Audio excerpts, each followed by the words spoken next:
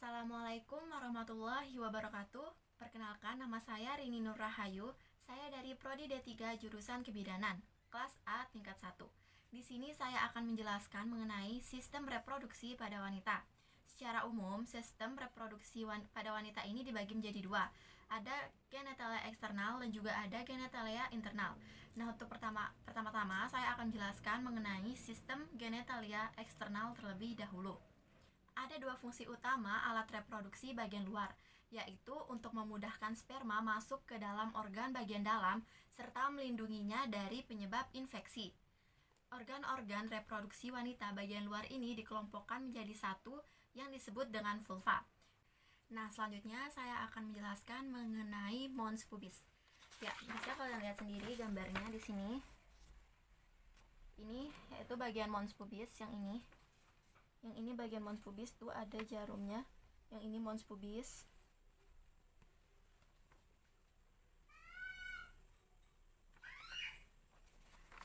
Saya akan liatin gambarnya. Mons pubis adalah jaringan lemak yang mengelilingi tulang pubis. Jaringan ini mengandung kelenjar untuk mengeluarkan minyak dengan feromen yang meningkatkan daya tarik seksual. Ya, selanjutnya adalah labia mayora. Bisa kalian lihat di gambar ini. Labia mayora itu yang bagian ini, bagian yang ini ada ditunjukkan sama garis yang ini. Ya, itu labia mayora. Lihat gambarnya. Selanjutnya yaitu labia minora. Di sini saya akan tunjukkan labia minora. Labia minora itu yang ini. Yang ini di bagian dalam. Tuh, kalian bisa lihat ada di garis yang ini.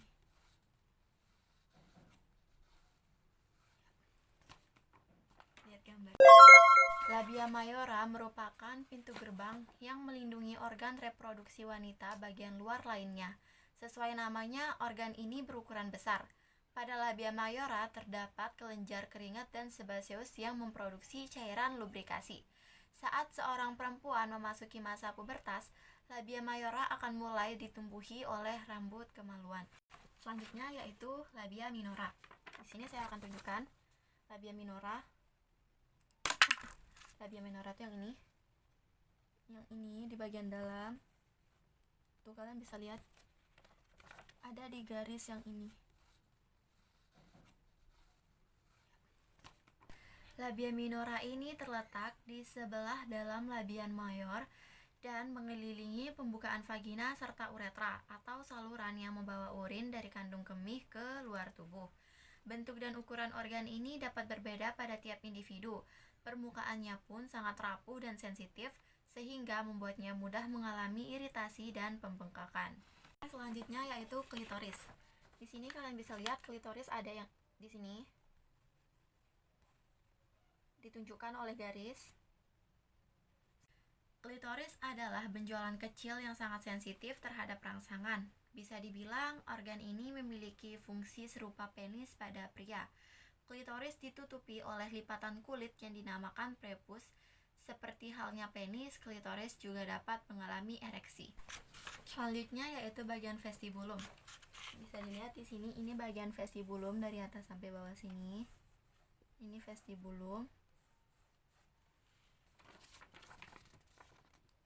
Ini vestibulum. Vestibulum adalah dua bagian panjang pada pembukaan vagina yang berisi jaringan erektil. Saat seorang wanita merasa terangsang, bagian ini akan terisi banyak darah dan membesar. Setelah wanita mengalami orgasme, darah di dalam jaringan tersebut akan kembali mengalir ke tubuh. Selanjutnya yaitu himen atau yang sering disebut sebagai selaput darah. Ini adalah himen, selaput darah.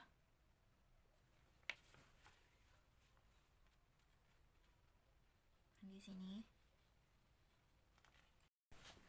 Himen atau selaput darah ini merupakan jaringan yang menutupi lubang vagina, bersifat rapuh dan mudah robek. Himen ini berlubang sehingga menjadi saluran dari lendir yang dikeluarkan uterus dan darah saat menstruasi. Selanjutnya yaitu Bartholin. Bartholin ada di sini. Kelenjar Bartholin ini memiliki ukuran kecil berbentuk seperti kacang yang berada di pembukaan vagina. Fungsi organ ini adalah untuk mengeluarkan lendir dan melumasi vagina saat melakukan hubungan seksual. Nah, bagian-bagian sistem reproduksi genitalia eksternal sudah selesai. Selanjutnya saya akan menjelaskan mengenai sistem genitalia internal. Sistem genitalia internal ini lebih dalam daripada vulva. Dia itu berada di bagian dalam. Saya akan menjelaskan apa saja yang ada di genitalia internal. Ya, yang pertama itu ada vagina. Vagina terletak di bagian ini, di bagian nomor 3. Bagian nomor 3. Vagina ini adalah suatu area dengan bentuk seperti saluran yang lentur dan berotot. Vagina ini berada di bawah serviks. Nih, serviks ada di sini. Dia satu saluran dengan serviks. Panjangnya ini sekitar 7,5 sampai 10 cm. Bagian atas vagina ini terhubung dengan serviks, sementara itu bagian bawahnya ini terbuka ke arah luar. Ini ke arah luar ya. Saat seseorang perempuan melakukan hubungan seksual, vagina ini akan merenggang, melebar, dan dipenuhi oleh aliran darah sebagai persiapan dari penetrasi. Vagina juga merupakan saluran tempat keluarnya lendir serviks dan darah menstruasi. Saat proses persalinan, bayi akan keluar dari uterus menuju saluran vagina. Selanjutnya yaitu serviks. Serviks atau leher rahim adalah bagian bawah yang tadi saya tunjukkan, yang ini ada nomor 5. Yang nomor 5. Serviks ini adalah bagian bawah dari rahim yang menghubungkan rahim dengan vagina. Serviks ini berbentuk seperti berbentuk seperti tabung yang berfungsi untuk melindungi rahim dari infeksi dan sebagai jalan masuk sperma saat berhubungan seksual. Jadi sperma bakalan masuk lewat sini. Ya, dia bakalan masuk. Selanjutnya yaitu uterus. Uterus berada di nomor 6. Yang ini. Di bagian nomor 6, uterus atau rahim ini adalah suatu ruang kosong yang berbentuk kayak buah pir dan berfungsi sebagai tempat berkembangnya janin. Uterus terletak di antara kandung kemih dan rektum. Di dalam uterus ini ada ligamentum. Posisinya itu untuk mempertahankan si uterus ini. Ligamentum yang terdapat di uterus yaitu yang pertama ligamentum latum. Ligamentum latum ini merupakan lipatan peritoneum kanan dan kiri uterus yang meluas sampai ke dinding panggul. Ruang antara kedua lipatan ini berisi jaringan ikat longgar dan mengandung pembuluh darah limfe dan ureter. Selanjutnya ada ligamentum infundibulopelvicum yang terbentang dari infundibulum dan ovarium menuju dinding panggul. Dia itu menggantung uterus ke dinding panggul. Di antara tuba fallopi dan ovarium ini terdapat ligamentum ovariproprium. Selanjutnya yaitu ligamentum cardinale Masenrod. Dari serviks setinggi osteum uteri internum menuju panggul. Dia ini menghalangi pergerakan uterus ke kanan dan ke kiri, tempat masuknya pembuluh darah menuju uterus. Selanjutnya ada ligamentum sacrouterinum. Ligamentum sacrouterinum ini merupakan penebalan dari ligamentum cardinale Masenrod menuju os sacrum. Selanjutnya yaitu ligamentum vesica uterinum dari uterus menuju ke kandung kemih. Ligamentum vesica uterinum merupakan jaringan ikat yang agak longgar sehingga dapat mengikuti perkembangan uterus saat hamil dan persalinan. Selanjutnya yaitu tuba fallopi. Tuba fallopi berada di bagian sini.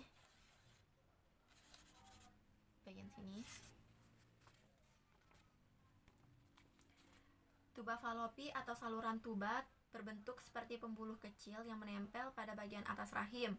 Organ ini berfungsi sebagai jalan yang dilalui oleh sel telur untuk berpindah dari ovarium ke rahim. Tuba fallopi ini juga merupakan tempat terjadinya pembuahan. Setelah pembuahan terjadi, sel telur yang telah dibuahi kemudian bergerak menuju rahim untuk ditanamkan di dinding rahim. Tuba fallopi terletak di tepi atas ligamentum latum, berjalan arah lateral mulai dari osteum tubae internum pada dinding rahim. Selanjutnya yaitu ovarium. Di sini terlihat jelas ovarium yang ini. yang ini ovarium berada di sini. Ovarium ini biasa disebut indung telur adalah jaringan kecil berbentuk oval yang berada di rahim. Ovarium ini berfungsi untuk memproduksi sel telur dan hormon seks perempuan yang kemudian akan dilepaskan ke aliran darah. Letak ovarium ke arah uterus bergantung pada ligamentum infundibulopelvicum dan melekat pada ligamentum latum melalui mesovarium. Ya, selanjutnya saya akan menjelaskan mengenai panggul. Ini adalah tulang panggul. Tulang panggul ini juga biasa disebut dengan pelvis. Pelvis atau yang disebut juga panggul itu bagian tubuh dengan bentuk yang menyerupai baskom atau basin dengan tepi yang melebar pada kedua sisi. Pada kedua sisi. Terus bagian panggul manusia ini terdiri dari dua bagian besar, yaitu bagian keras dan juga ada yang bagian lunak. Bagian keras itu diisi oleh tulang-tulang, sedangkan yang bagian lunak itu diisi oleh ligamen yang ada di bagian panggul. Adapun bagian keras pada panggul itu yaitu pelvis mayor dan juga pelvis minor. Pelvis minor ini yang menjadi arah keluarnya pada saat ibu melahirkan. Nah, tulang panggul ini terdiri atas dua tulang coxae. Yang ini coxae, lebih jelasnya ini tulang coxae.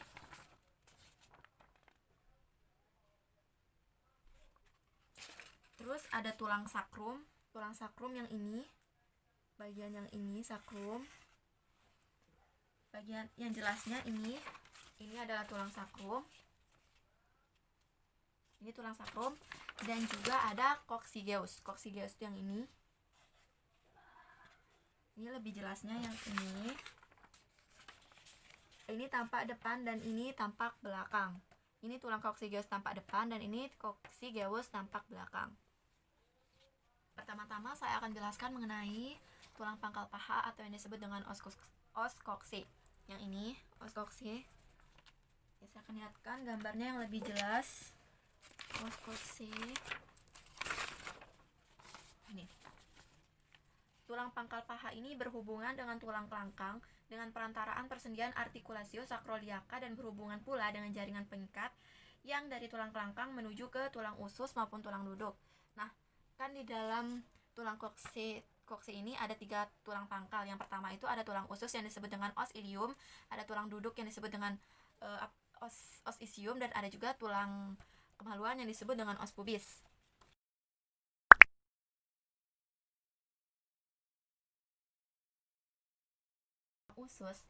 Tulang usus ini merupakan tulang terbesar dari panggul dan membentuk bagian atas dan belakang dari panggul.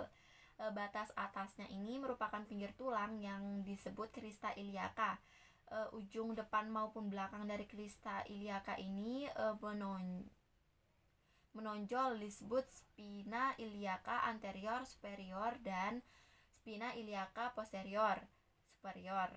Sedikit di bawah spina iliaca anterior superior terdapat tonjolan tulang, yaitu spina iliaca anterior inferior, dan sebelah bawah spina iliaca posterior superior itu terdapat spina iliaca posterior inferior. Di bawah spina iliaca posterior inferior terdapat tekik disebut insicura ischiadica mayor. Pada os ilium ini terdapat jalur, yaitu linea innominata atau linea terminalis yang menjadi batas antara panggul besar dan panggul kecil. Selanjutnya yaitu tulang duduk atau os ischium. Bagian ini terdapat di sebelah bawah dari tulang usus. Pinggir belakang berduri ialah spina ischiadica. Di bawah spina ischiadica terdapat insicura ischiadica minor. Pinggir bawah tulang duduk sangat tebal. Bagian inilah yang mendukung berat badan kalau kita duduk, disebut tuber ischiadicum. Selanjutnya yaitu tulang kemaluan atau os pubis. Os pubis ini terdapat di sebelah bawah dan depan dari tulang usus. Dengan tulang duduk, tulang ini membatasi sebuah lubang dalam tulang panggul yang dinamakan foramen obturator. Tangkai tulang kemaluan yang berhubungan dengan tulang usus ini disebut ramus superior osis pubis. Bagian yang berhubungan dengan tulang duduk disebut ramus inferior osis pubis. Ramus inferior kanan dan kiri membentuk arcus pubis. Selanjutnya yaitu tulang kelangkang atau yang disebut dengan os sacrum. Ini tulang kelangkang. Ini lebih jelasnya.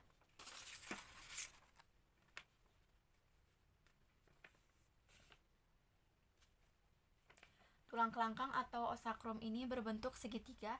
Di bagian atasnya itu dia melebar, ke bawah dia menjadi runcing. Terletak dia di sebelah belakang antara kedua pangkal paha. Terdiri atas 5 ruas tulang yang senyawa. Permukaan depannya itu cekung dari atas ke bawah maupun dari samping ke samping.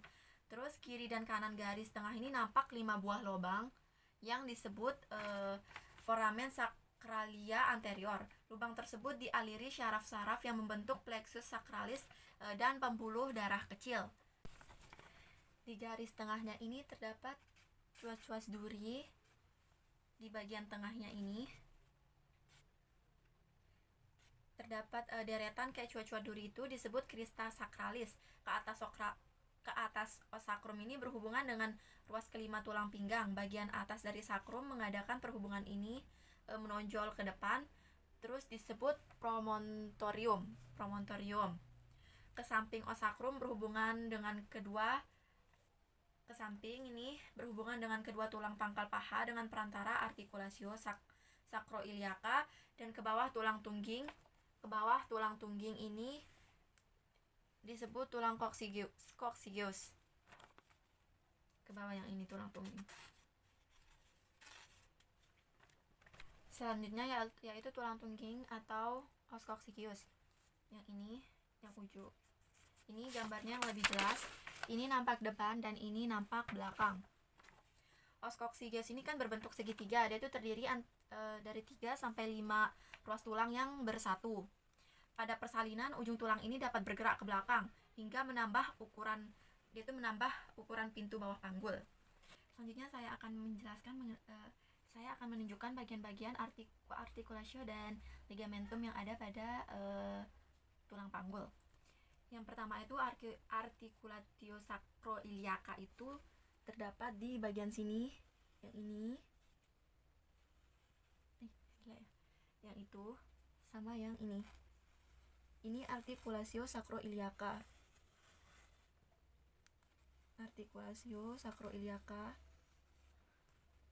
Dan ada juga articulatio sacrococcygeal yang ini. Dan ada symphysis pubis.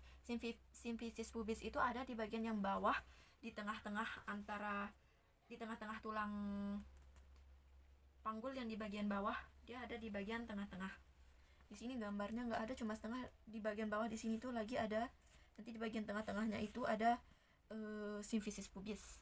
Selanjutnya saya akan menyebutkan ligamentum yang ada di tulang panggul.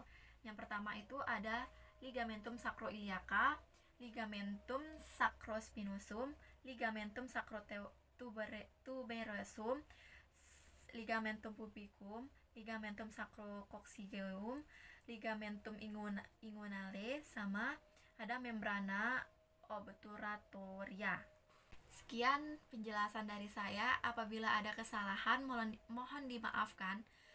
Wabillahi taufiq wal hidayah. Wassalamualaikum warahmatullahi wabarakatuh.